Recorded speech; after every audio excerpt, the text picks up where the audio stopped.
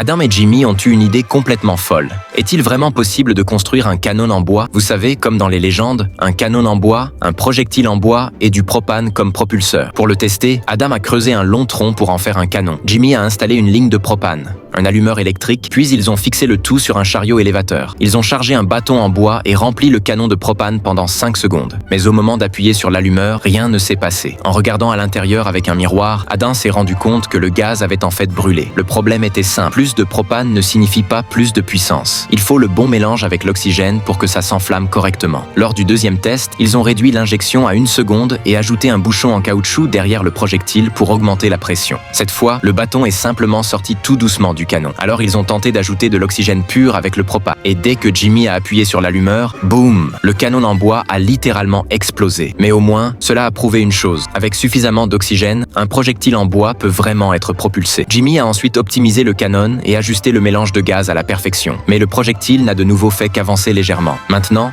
ils ont un nouvel objectif. Construire un vrai canon en bois qui fonctionne vraiment.